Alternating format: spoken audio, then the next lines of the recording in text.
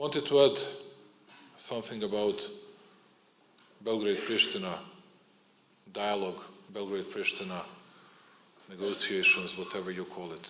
I see in the recent times that everybody is taking care more about it than Serbs and Albanians. I hear more voices from London, like they care more than we do, like they are more interested in our future than we do. Okay, we do understand that you have your own interests.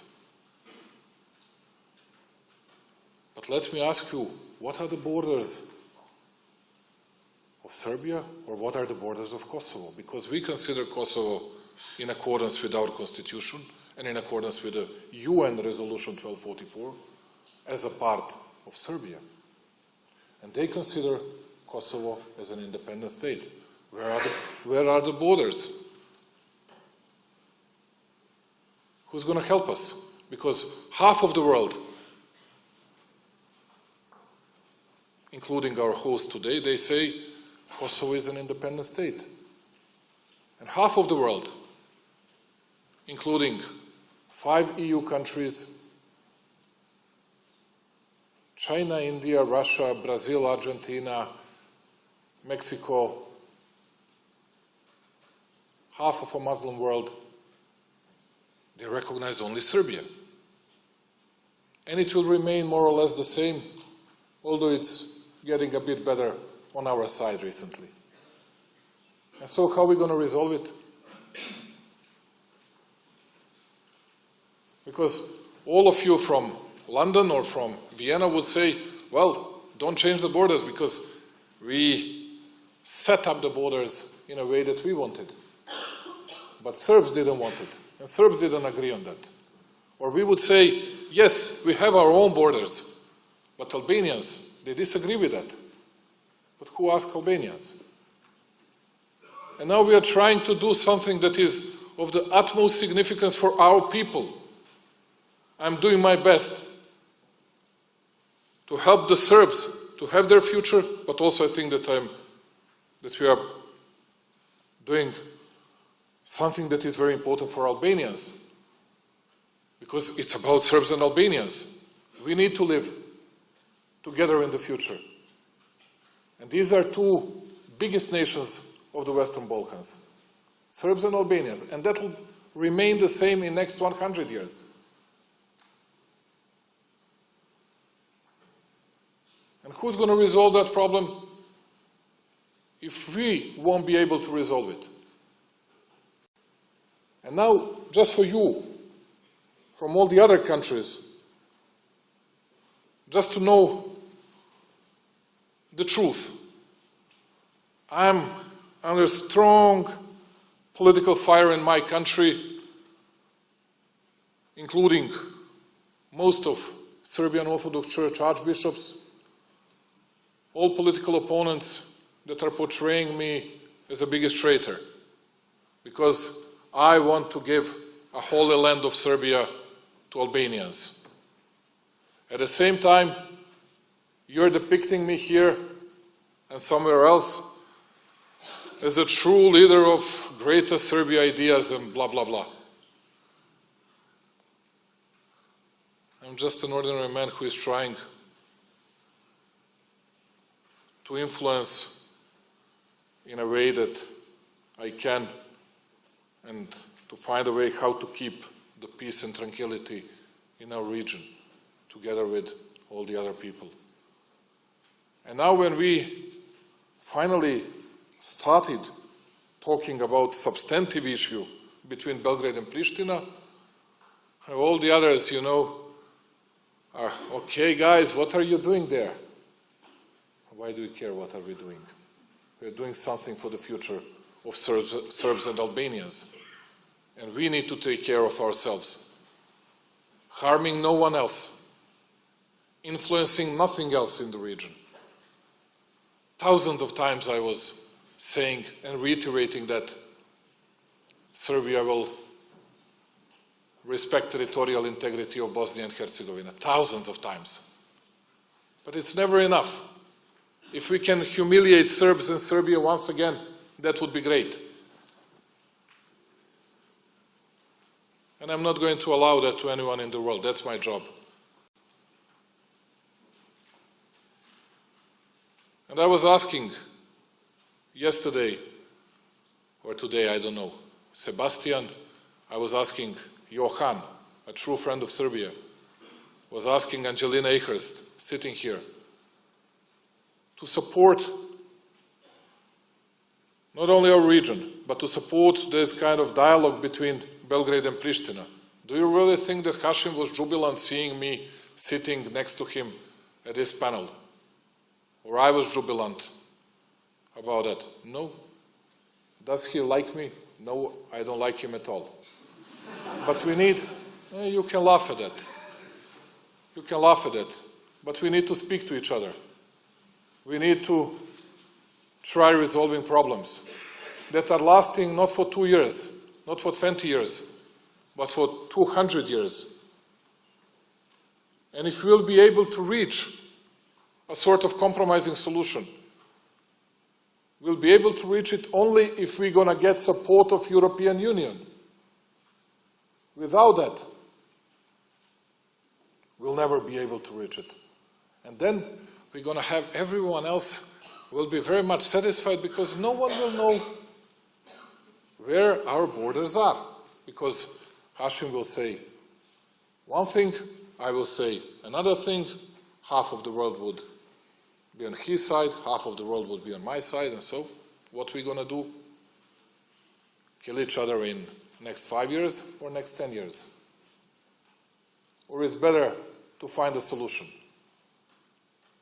I always choose solution, although that solution might cause many bad consequences, not for me politically, but it's going to be much worse than that. But I'm very much hopeful that we'll be courageous enough, brave enough in delivering true messages to the world.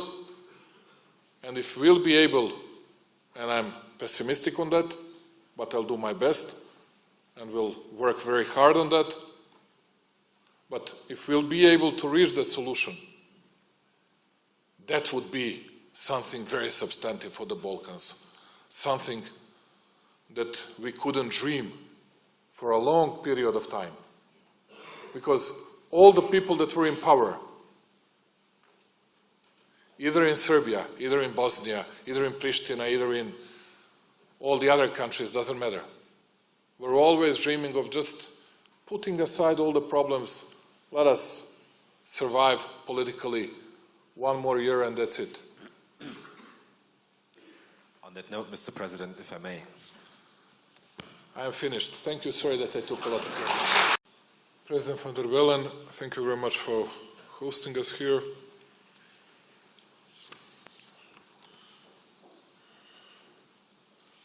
Dear colleagues, my advisors, my people wrote at least, as you can see, 2 nice speeches for this occasion, and I'm not going to read it. Because if there are some people that didn't understand what some people here wanted to say, it was all about blaming Serbia and Serbs for everything that was happening in former Yugoslavia and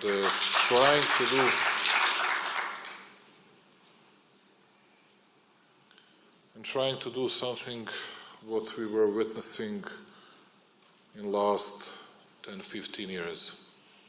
When you start playing with emotions, with people's emotions, it looks like this. And I'll do my best to introduce myself. I'm a son of refugee from Bosnia. And my father was accidentally born close to Belgrade.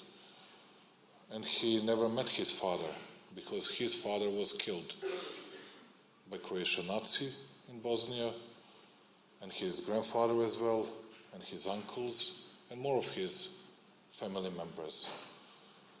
And they all were expelled from their thresholds in Bosnia, and they settled them close to, in a very small place, Crkvenac, close to Belgrade. And after the war, he accidentally met my mother from Vojvodina, and that was the way that I was born in Belgrade, once again accidentally.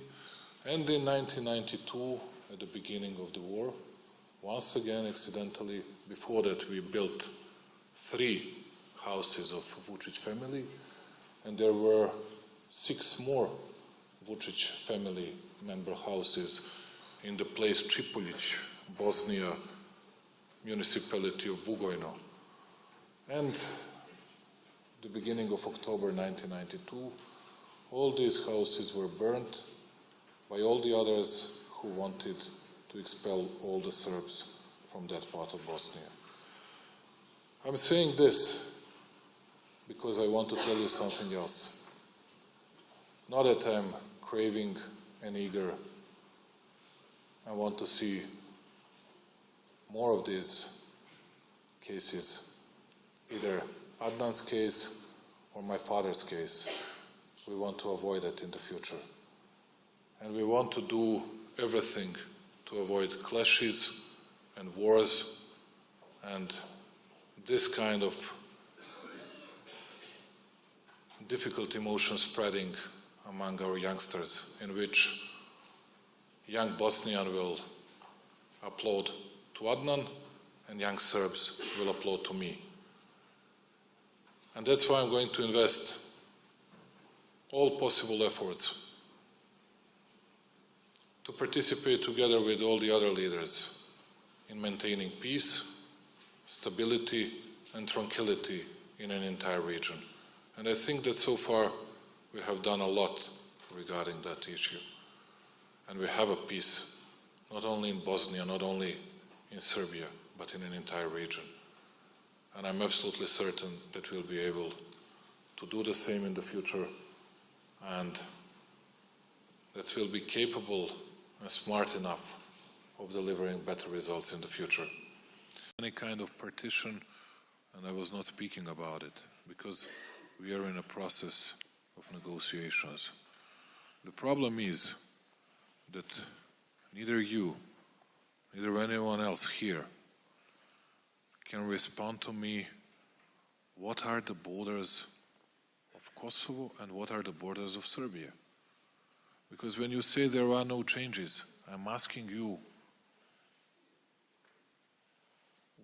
there are no changes in accordance with 1244 resolution, UN, or there are no changes regarding your own country stance, or what?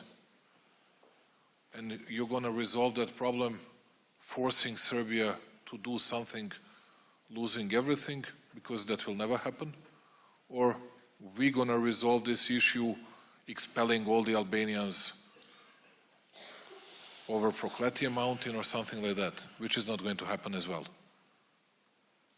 That's why I was insisting on a compromising solution. That's why I was speaking about it. And unlike Hashim, because he's a better politician than I am, I don't speak about negotiating process. I don't say any details, because we are negotiating in a good faith, and I hope that he does the same. And if we reach a possible arrangement, then we'll do our best speaking to our people, trying to convince them, to persuade them to accept it. Although I can tell you immediately, in Belgrade, it's going to be more difficult than anywhere else. But we need to think of our future. We need to avoid all these kind of scenarios that Adnan and I was speaking about. And speaking about the economy, it goes better. It goes better and better. And we want to keep the momentum, and we are becoming a part of Europe with, I cannot say the biggest growth rate, but the second biggest growth rate in Europe after the Visegrad group. plus Romania.